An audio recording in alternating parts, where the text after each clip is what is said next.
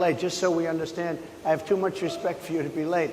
They couldn't get their equipment working or something was wrong. Mr. President, I would love if you can answer the question on your rhetoric and why you believe I have that answered the black voters question. should trust you with another 4 I have years. been the best president for the black population since Abraham Lincoln. That's my answer. Better than President Johnson, who signed the Voting Rights Act? And for you to start off a question and answer period, especially when you're 35 minutes late because you couldn't get your equipment to work, in such a hostile manner, I think it's a disgrace. Let me just ask a follow-up, sir, and then we'll move on to other questions here.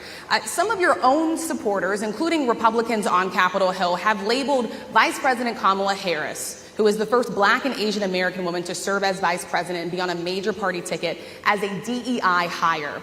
Is that acceptable language to you? And will you tell those Republicans and those supporters to stop it? How do you define DEI? Go ahead. How do you define diversity, equity, inclusion? Okay, yeah, go ahead. Is that what your definition? Give me a definition then. Would you give me a definition DEI. of that? Give me a definition of Sir, that. I'm asking you a question, No, a you very have to direct question. Define it for me, if you would. I just defined it, sir. Do you believe that Vice President Kamala Harris is only on the ticket because she is a black woman? Well, I can say no. I think it's maybe a little bit different. So I've known her a long time indirectly, not directly very much. And she was always of Indian heritage, and she was only promoting Indian heritage. I didn't know she was black until a number of years ago when she happened to turn black, and now she wants to be known as black.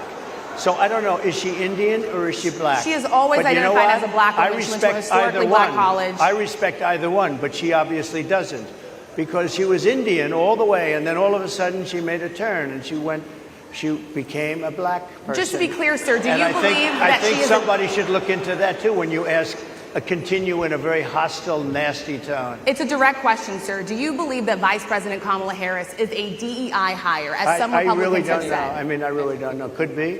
There are some, and there are plenty. I know this lady right over there, Harris, is a fantastic person who just interviewed me at length. And we had a great interview, I think, and I heard you got very good ratings on that interview. You told me it was the longest one of your life, so we had a good discussion. Look, I want to talk about why you're here today. I mean, it is not lost on us how divided we are as a country. And as you were coming today, we really got to see that we are divided along the lines of race, along the lines of gender. And there is this question of, in this moment where we are, why come here? What is your message today? My message is to stop people from invading our country that are taking, frankly, a lot of problems with it. But one of the big problems, and a lot of the journalists in this room I know and I have great respect for, a lot of the journalists in this room are black. I will tell you that coming from the border are millions and millions of people that happen to be taking black jobs. You had the best. What exactly is a black job, sir? A black job is anybody that has a job. That's what it is. Anybody that has a job. All right. And they're taking the employment away from black people. They're coming in, they're invading. It's an invasion of millions of people, probably 15, 16, 17 million people. I have a feeling it's much more than that. And everybody's been seeing what's happened.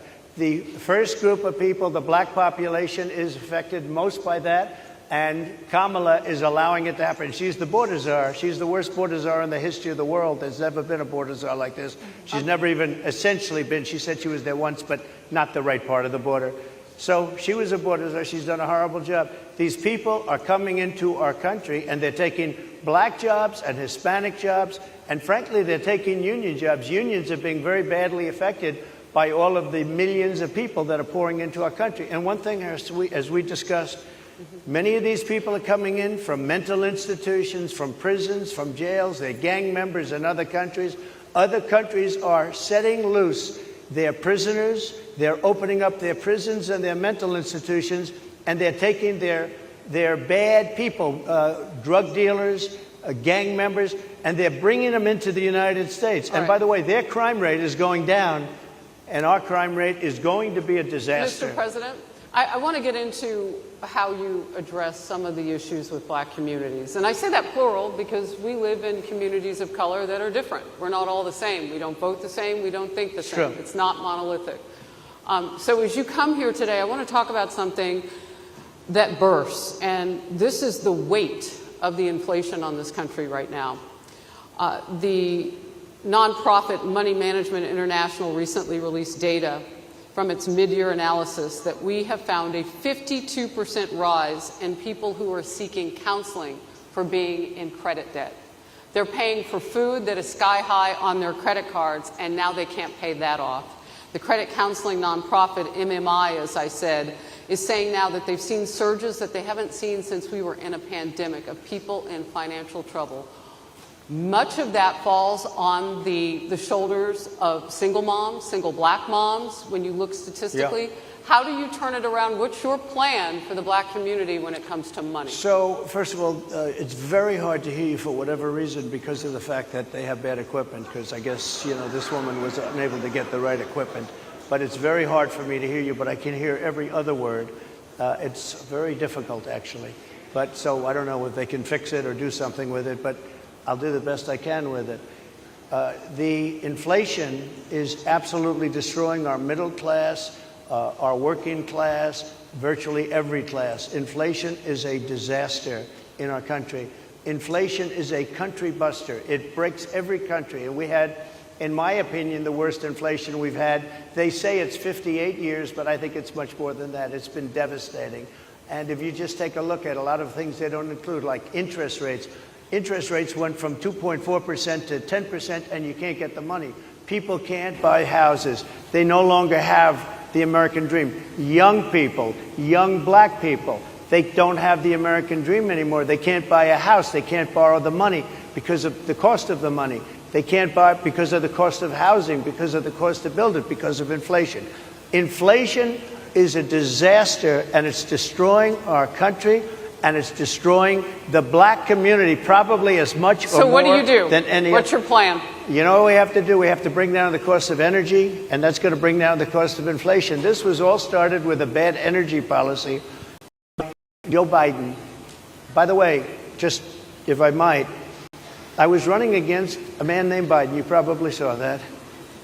And he was losing very badly in the polls, and then he had a rather bad debate. I would say it was a bad debate. I would say it was one of the worst debates in history. And his poll numbers crashed. And instead of saying, you know, let's keep going and maybe something happens the other way, they said, oh, we're going to replace him. Let's just replace him. That's like you're in a fight, a prize fighter's in a fight. He's not doing well. You say, let's bring in another fighter. So our whole campaign was steered toward him, and now we have to steer toward him. But ultimately it's the same because they have bad policy. They have policies of open borders, unbelievable open borders, horrible energy policies.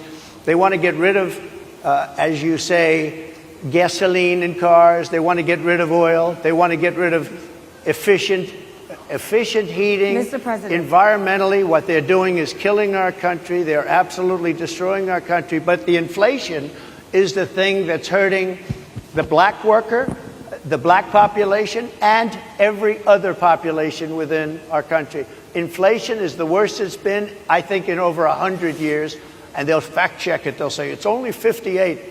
Whatever it may be, they don't add all the numbers. They don't add the really bad numbers, and you can check that too.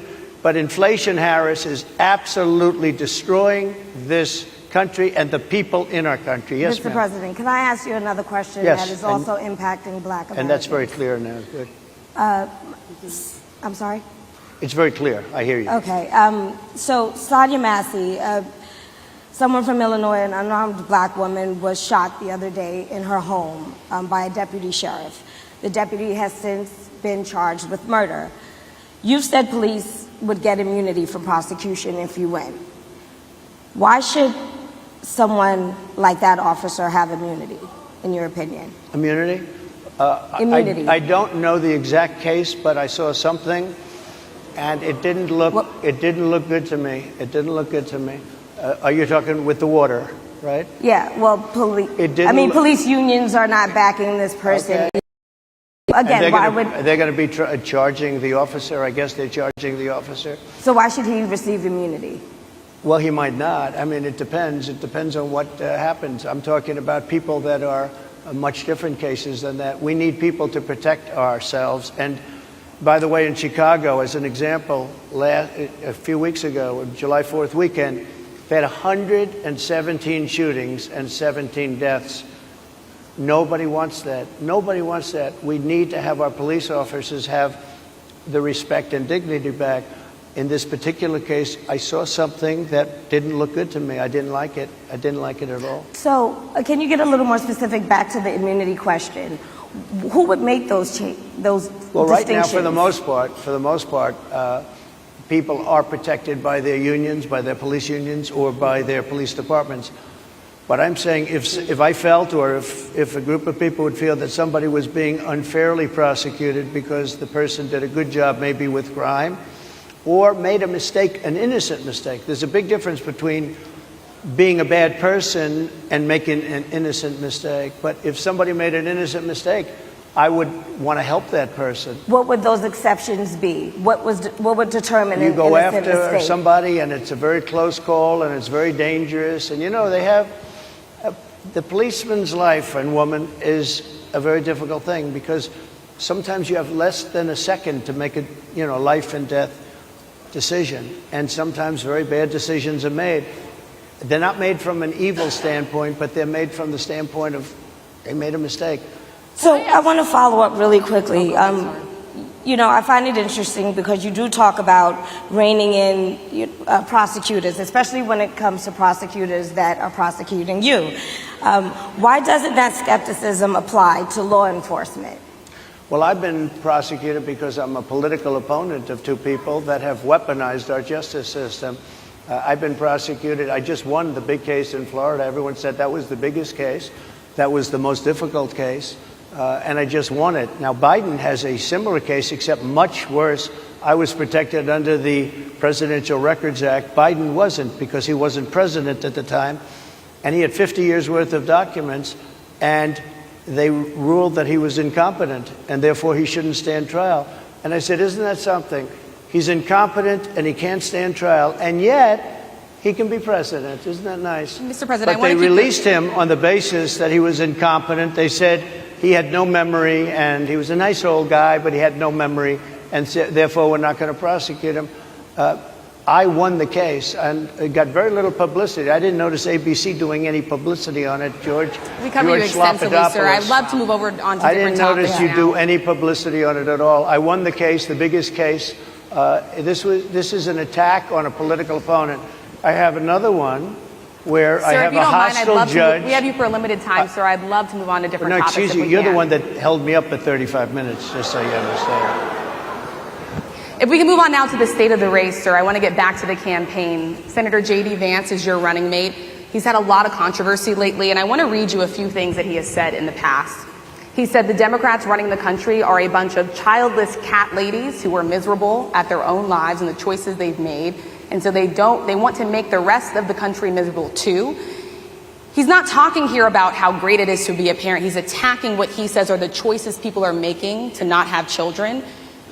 Did you know that he had these views about people who do not have children before you picked him to be your running mate, and do you agree with him? No, I know this. He is very family-oriented, and he thinks family is a great thing. That doesn't mean he thinks that if you don't have a family, it's not. I know people with families. I know people with great families. I know people with very troubled families. And I also know people with no families. They didn't meet the right person. Things happen. You go through life, you don't meet the right person. But he's not just talking about families here. He also says that people that don't have children should get less votes than those that do. I'm just speaking for myself. Is that your campaign I think position? I'm speaking for him too. He strongly believes in family, but I know people with great families. I know people with not great families that don't have a family. And the people without the family are far better. They're superior in many cases, okay? He's not saying they're not. What he's saying is that he thinks the family experience is a very important thing. It's a very good thing. But that doesn't mean that if you grow up and you grow older and you don't meet somebody that would be wonderful to meet and would have been good, that that's a bad thing. He's not saying that. My interpretation, you'll have to ask him actually, but my interpretation is he's strongly family-oriented. But that doesn't mean if you don't have a family, there's something wrong with it. Just one last point and then we'll move on. Just one of the bedrock principles of American life is one person, one vote. Senator J.D. Vance has suggested that someone who has children should have more votes than a person who does not have children. I just want to be clear here. Is that the position of your campaign? Well, no, but it's not something I have ever heard before. I can tell you this. Right now you have illegal aliens coming into our country, many from prisons and many from mental institutions, and they want to give them votes. I don't think they should have votes. They came into our country illegally, and they're taking the vote away from all of the people in this room that have been here a long time, that have worked hard, that in many cases, and you'll see this happening, if I'm not elected, you're going to see it happening. If I am, you're not going to have any problem. But you're going to see it happening a long time. You're going to see the people in this room and people outside of this room are going to be losing their jobs to people that have come into this country illegally. Mr. President, can we stay with just kind of the state of the race right now? Because I felt like that vice president question, candidate question was right in there with that. So let's talk about J.D. Vance for a little bit. He's had some stumbles out of the gate. I don't know if you're hearing what we hear as reporters, but it's been a tough couple of weeks for him. Why did you choose J.D. Vance? Why did you choose him? And I'm having a hard time hearing, too. I know everybody out there can, but it's hard to hear. I'll tell you why. I chose him because he's a very strong believer in work and the working man and woman, and especially the working man and woman who have been treated very unfairly, because you have many of them in this room. But you have many of those people, they were treated very unfairly. They worked very hard and they were treated unfairly. He wrote the book that became a bestseller. The movie became a smash hit.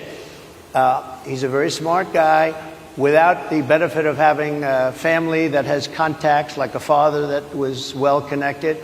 He got into Yale Law School. He graduated in 2 years from Ohio State, summa cum laude. I mean, you take a look at, his career has been an amazing career.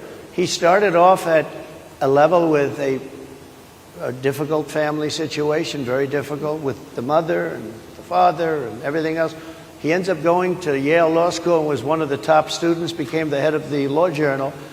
I mean, that's an amazing thing. He's a 4-year, he was in the military with great distinction for 4 years, got out, went into business, became successful in business, very successful in business, actually, did public offerings and other things. And I have to believe in that. I mean, he's somebody that was born in a rough situation. Most of the people know that situation because it was very well documented in his book. And I have a lot of respect for somebody that can get into Yale and become one of the best students in Yale, that meets a young woman at Yale who was also outstanding, and they get married, they have a beautiful family. But he had he's made himself an amazing life. He then goes to Ohio, lives in Ohio, and he had my endorsement. That helped. But he wins the Senate. He becomes a United States Senator. So he's a United States Senator. And so, Harris, like I respect you for your success, I respect people for their success. The reason I asked the question is because the last time you and I sat and talked was the day that you were shot. We'd been together for much of that day. You left to go to Butler, Pennsylvania, and we didn't know what was next. Yeah. And 2 days after that... I cannot understand. Your microphone I know, is so it is really hard for me to understand it's just, you too. I can understand you perfectly. Because she's closer. I can understand you. Happy to hear that, sir. But I can't really understand, Harris. I have a few more questions. Because of the distance, and the mics are really in lousy shape, but I cannot understand Are you asking a question? what you're saying. So what I wanted to say was the last time we spoke, you said some words that were prophetic because I asked you who you wanted to choose for vice president. Yeah. And you said normally it really wouldn't matter what they would bring. You choose somebody that you think has a future, that sort of thing. But you said these words 3.5 hours before an attempted assassination on your life. You told me that bad things happen, Harris. And that's why this decision is important this time. Bad things happen. You said it twice. When you look at J.D. Vance, is he ready on day one? Does he what? Ready on day one, if he has to be. I've always had great respect for him, and for the other candidates too. But I will say this, and I think this is well documented. Historically, the vice president, in terms of the election, does not have any impact. I mean, virtually no impact. You have 2 or 3 days where there's a lot of commotion as to who, like you're having it on the Democrat side, who it's going to be. and then that dies down, and it's all about the presidential pick. Virtually never has it mattered. Maybe Lyndon Johnson mattered for different reasons of what we're talking about, not for vote reasons, but for political reasons, other political reasons. But historically, the choice of a vice president makes no difference. You're voting for the president, and you can have a vice president who's outstanding in every way, and I think JD is. I think that all of them would have been. But you're not voting that way. You're voting for the president. You're voting for me. If you like me, I'm going to win. If you don't like me, I'm not going to win. I'm going to get my J.D. Vance question in. J.D. Vance? I'm going to get my J.D. Vance question in. To your point and to Rachel's point, he, has a lot of opinions about childless women like myself or divorced people like yourself. Do you think, well, my point is here. But at least it was said in a friendly manner. My point is, do you think the Republican Party is getting a little bit too judgy about people's lives when you think about abortion or when you think about what J.D. Vance is saying? I don't think, look, I think that the Democrat Party is really the one that has the problem. I think they're radical on abortion because they're allowing abortion in the 9th month. They're allowing the death of a baby after the baby is born, based on the governor of Virginia. Based on the governor of Virginia, they're allowing the death of the baby after it's born. They're allowing abortions in the 8th and 9th month. Well, Democrats have denied. I think they're right. And I think the Republican Party is actually much less. I think I've made them much less radical, perhaps, but the Republican Party, what we're doing is bringing it back to the states where everybody wanted it. Democrats, Republicans, liberals, conservatives, everybody wanted abortion brought back. They didn't want Roe v. Wade in the federal government. They wanted it, everybody. But the majority of Americans oppose Roe v. Wade being overturned. They don't know about this. Right now they're voting. It brought it back to the states. Now, I happen to believe in the 3 exceptions. Ronald Reagan believed with rape, incest, life of the mother. I do. I think most people do. I think most Republicans do also. But if you take a look, right now they're doing, it's an amazing thing, out of the federal government, it's in states, and people are voting. And I will say, Ohio is, let's call it a more liberal version, has been approved. Kansas, the same thing, a little bit surprising to a lot of people.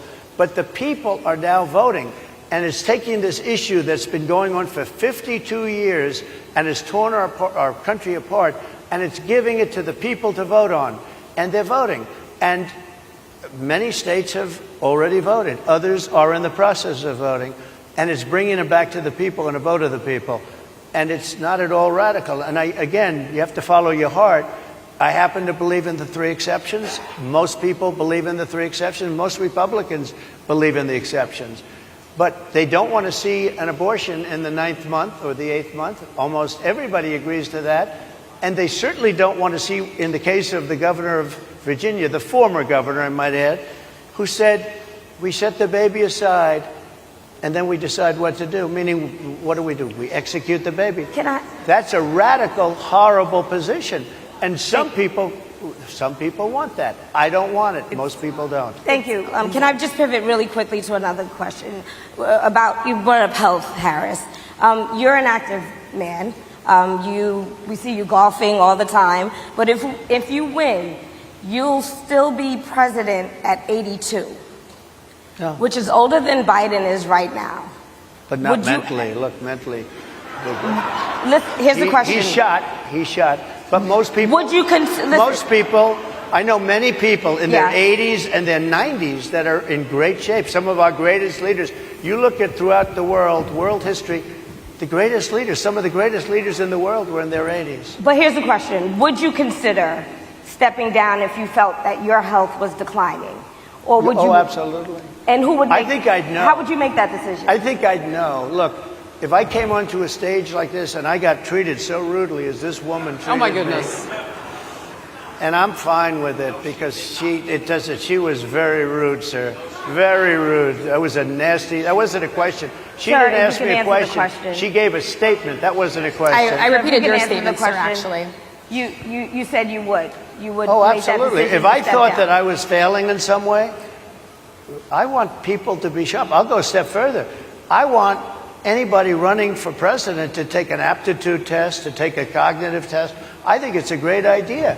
And I took 2 of them and I aced them. Well, I took 2 of them. But let me ask. Yeah. I would like to have people running for president, and I don't mean because they're 75 or 85. I think anybody running, I'd like to do it. People say it's not constitutional. I would like to have something passed where you can do it. I think we should know. I mean, I've watched what's happened in the last couple of years under this gentleman, and our country is a mess. We have inflation. We have the millions of people falling in. We have Afghanistan, which was the worst, most embarrassing moment in the history of our country. What he has done to our country, and her too, what they've done to our country, she has been a horrible vice president. She's considered the worst vice president in the history of our country. Mr. Don't mean to President, interrupt you, but would you consider taking the cognitive test? Mr. President, I would love to and do make it it public? Well, I've already taken 2 of them, but I'll do it again. Mr. President, how do you intend to... I suggested, Harris, that let's take one. I said, Joe and I will go and take a cognitive test. Now, I'd do it with her, too. I would do it with her also. You know what? She failed her law exam. She didn't pass her law exam, so maybe she wouldn't pass the cognitive test. Mr. President, Are you saying she wouldn't pass? Just to be clear, I'm just giving you the facts. to be clear, you don't think I'm Harris? just how do you giving the intend, facts. She and didn't look, pass her bar exam, and she didn't think she would pass it, and she didn't think she was going to ever pass it. And I don't know what happened. Maybe she passed it. She did pass it. There's a man over here. I think he must work for Mr. her. President, I would love to ask you about January 6th. You've called yourself the candidate of law and order. Yeah. When Time Magazine asked you if you would consider pardoning all the rioters, you said, yes, absolutely. Sure. You called them patriots. 140 police officers were assaulted that day. Their injuries included broken bones. At least 1 officer lost an eye. 1 had 2 cracked ribs, 2 smashed spinal discs. Another had a stroke. Were the people who assaulted those 140 officers, including those I just mentioned, patriots who deserve pardons? Well, let me bring it back to modern day. Like about 5 days ago, we had an attack on the Capitol, a horrible attack on the Capitol. You saw the people that were protesting and spraying these incredible monuments, bells, lions, all these magnificent limestone and granite with red paint, red spray paint that will never actually come off, especially on the limestone. It will never, I'm a builder, I know about this stuff. It'll never, you'll see it in 100 years from now. They viciously attacked our government. They fought with police. They fought with them much more openly than I saw on January 6th. What's going to happen to those people? What's going to happen to the people in Portland that destroyed that city? But, sir, my question is on those. What's going to happen to my the question people is that on tried those to rioters who assaulted officers. You have to would answer. you pardon What's those going to people? happen? Oh, absolutely, I would. You would pardon those? If they're innocent, I would pardon them. They've been convicted. And by the way, the Supreme Court just well, they were convicted by a very tough system. How come the people that tried to burn down Minneapolis, how come the people that took over a large percentage of Seattle, how come nothing happened to them? How come the people But, sir, we're talking about people that were seen beating officers with flagpoles, dragging them down the stairs. They're on video. Have you seen that video, sir? Oh, really? Well, you would pardon those rioters? They shot a young lady in the face who was protesting. They shot her in the face. You know, nobody died that day. You do know that. But people died in Seattle. Nobody died, but people died in Minneapolis. You know people died in Minneapolis. And nothing happens, and nobody ever talks, and nothing happens to those people. But you went after the J6 people with a vengeance. And I'll tell you what about the cops that were, and I'm all for the police, as you know, but what about the police that are ushering everybody into the Capitol? Go in, go in, go in. What about that? Look, nothing is perfect in life, but you have people from Minneapolis, you have people just from 5 days ago in Washington, D.C. They were having fistfights and fighting with the police. They were spraying and destroying. They were desecrating our monuments in Washington, D.C. 5 days ago, and nothing happened to them. And you can't have 2 systems of justice. That's why they went after me as a political opponent, because they felt they couldn't win without doing that. And we're going to win our cases, and we're going to be vindicated. But I have to spend a lot of time on that and money. That's what they want. After the election, they won't care. Although in my case, I think they probably will, because the hatred is pretty deep. But I'll tell you, they went after me as a political opponent. That's never happened in our country before, and it sets a terrible, terrible precedent. What do you do on day one if you win? What's your first thing? What do? I close the border, and I do two things, because I can do a lot of things simultaneously. I close the border. We don't want people coming in. We want people to come in, Harris, but they have to be vetted. They have to be checked. They have to come in legally. We want people. I want people to come into our country, but they have to be vetted. They have to be checked. So when you say, what do? That, and I drill, baby, drill. I bring energy way down. I bring interest rates down. I bring inflation way down so people can buy bacon again, so people can buy a ham sandwich again, so that people can go to a restaurant and afford it. Because right now, people can't buy food. Your grocery bills are up 40, 50, 60%, right?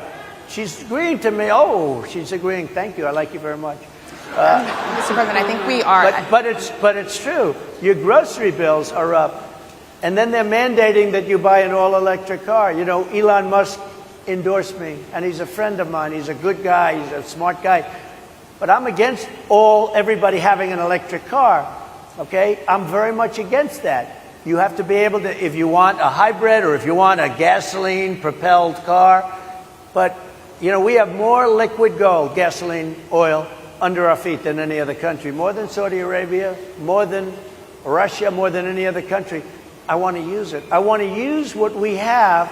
I want to bring down prices, bring down costs, and I also have to stop the invasion. And remember, they're taking your jobs. These people coming in are taking your jobs. Project 2025. I think we have to leave it there by the Trump team. All right. So leave it. That is the last word. Thank you so much, Mr. Trump, for coming today and joining us. Well, thank you very much. They've been telling us. Thank you. Thank you, everybody, very much. Great honor. Thank you, Mr. President. Thank you. NEBJ will email about details regarding the conversation with Vice President Kamala Harris in September. Thank you. Thank you very much. Thank you, sir. Thank you.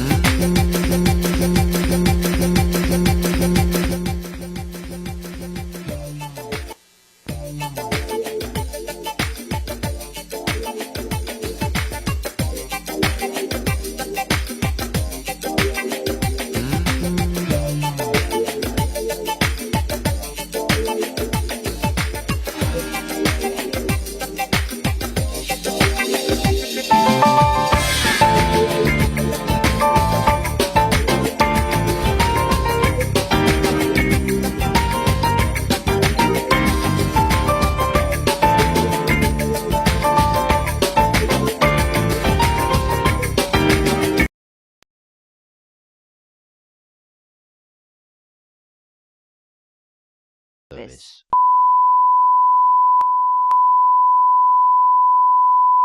This is the primary audio circuit for the Reuters live service.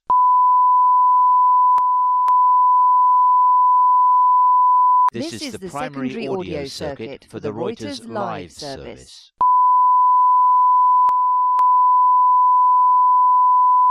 This is the primary audio circuit for the Reuters live service.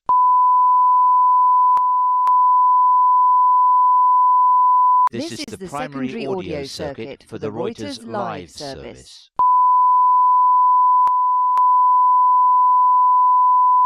This is the primary audio circuit for the Reuters live service.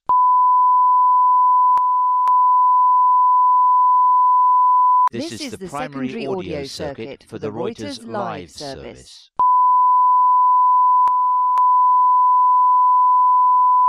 This is the primary audio circuit for the Reuters live service.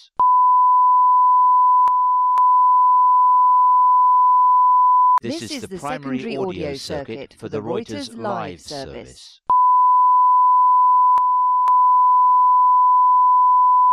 This is the primary audio circuit for the Reuters live service.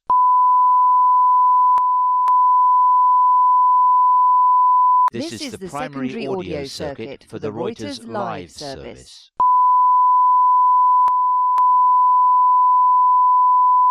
This is the primary audio circuit for the Reuters live service.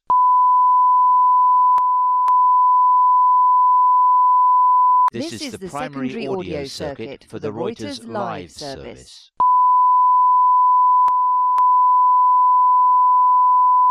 This is the primary audio circuit for the Reuters live service.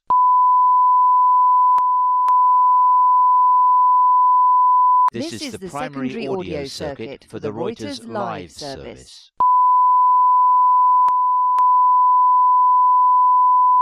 This is the primary audio circuit for the Reuters live service.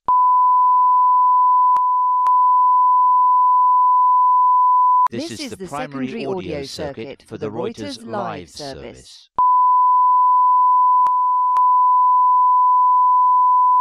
This is the primary audio circuit for the Reuters live service.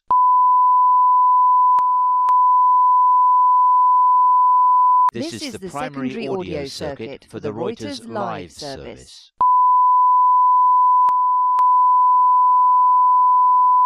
This is the primary audio circuit for the Reuters live service.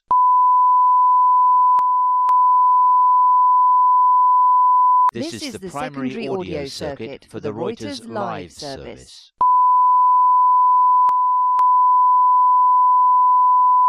This is the primary audio circuit for the Reuters live service.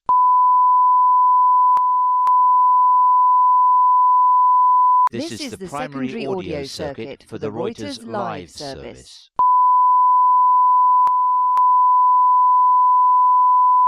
This is the primary audio circuit for the Reuters live service.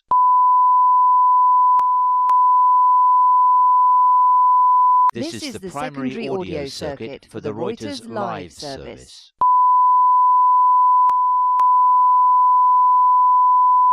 This is the primary audio circuit for the Reuters live service.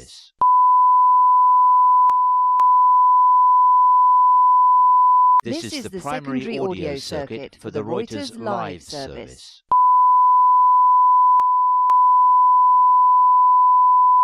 This is the primary audio circuit for the Reuters live service.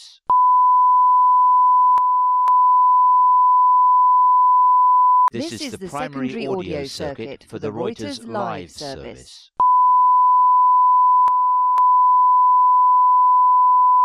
This is the primary audio circuit for the Reuters live service.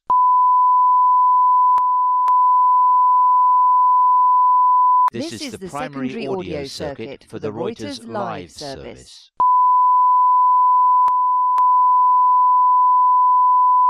This is the primary audio circuit for the Reuters live service.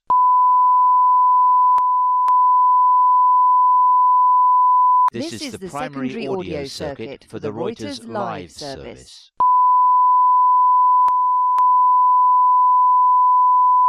This is the primary audio circuit for the Reuters live service.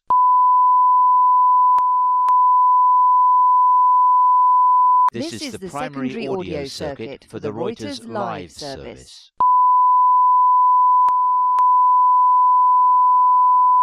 This is the primary audio circuit for the Reuters live service.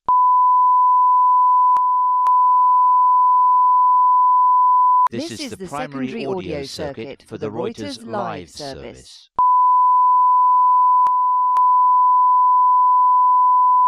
This is the primary audio circuit for the Reuters live service. This is the primary audio circuit for the Reuters live service.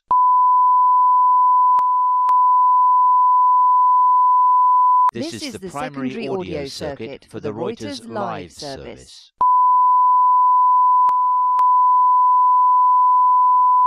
This is the primary audio circuit for the Reuters live service.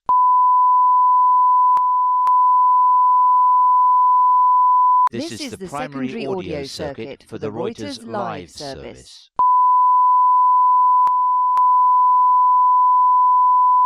This is the primary audio circuit for the Reuters live service.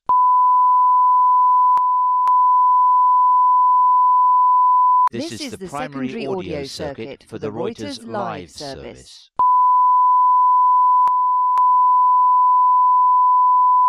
This is the primary audio circuit for the Reuters live service.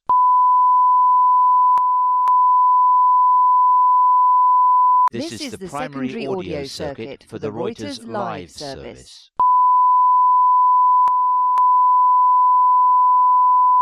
This is the primary audio circuit for the Reuters live service.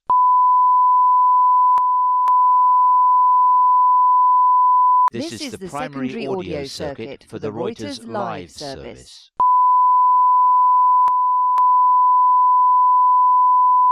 This is the primary audio circuit for the Reuters live service.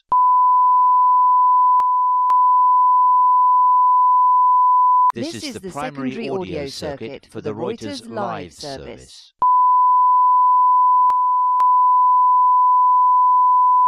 This is the primary audio circuit for the Reuters live service.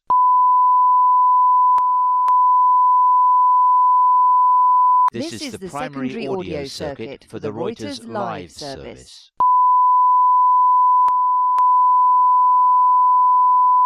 This is the primary audio circuit for the Reuters live service.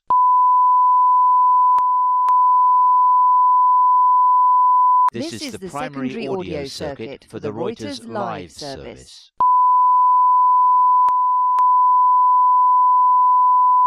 This is the primary audio circuit for the Reuters live service.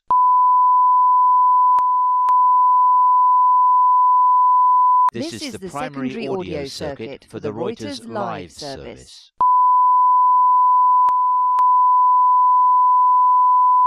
This is the primary audio circuit for the Reuters live service.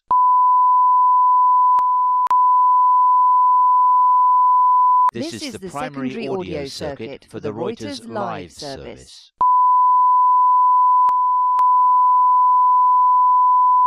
This is the primary audio circuit for the Reuters live service.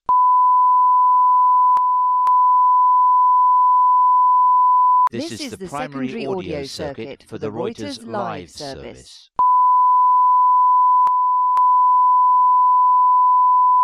This is the primary audio circuit for the Reuters live service.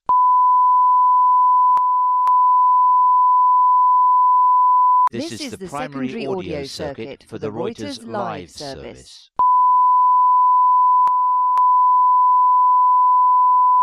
This is the primary audio circuit for the Reuters live service.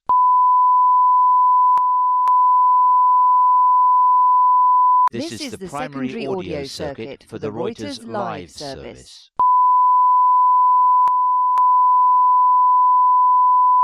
This is the primary audio circuit for the Reuters live service.